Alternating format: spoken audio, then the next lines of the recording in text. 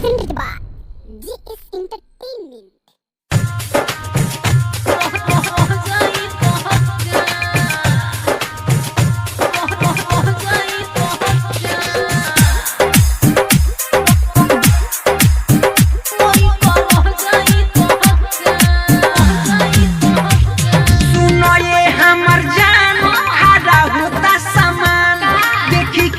कौन चीज मनवा होता परेशान घर के टेंशन ना बात जानू आओ हिक भर का मजा मारो ये लोई करो जाई तो का मजा मारो ये लोई करो जाई तो का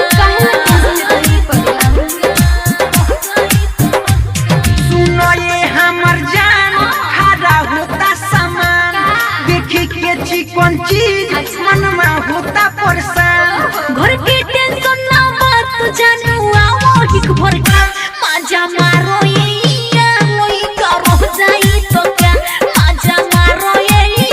लोई करो जाई तो का Presented by GS Entertainment. Chhaya recording studio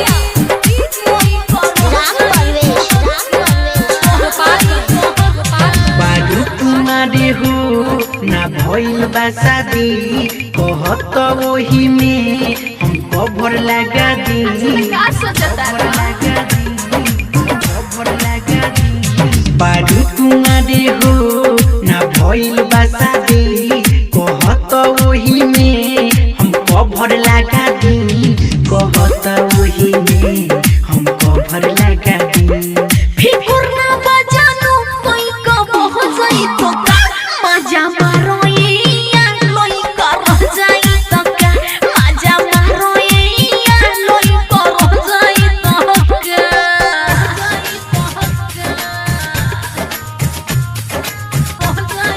Presented by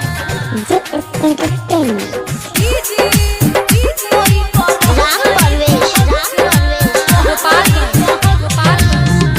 राशि हो मारिला उठा के राइटर बुलबुल कहीं कहदी घरे जाके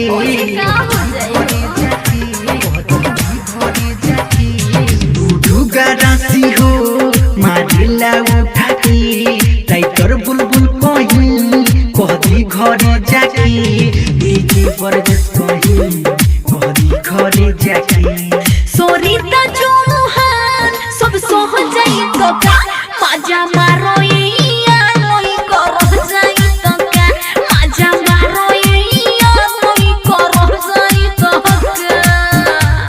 सुनो ये हमर जान खड़ा होता सामान देखी के चिकन चीज मनवा होता परेशान घर के टेंशन ना बात जानू आओ हिक भर का मजा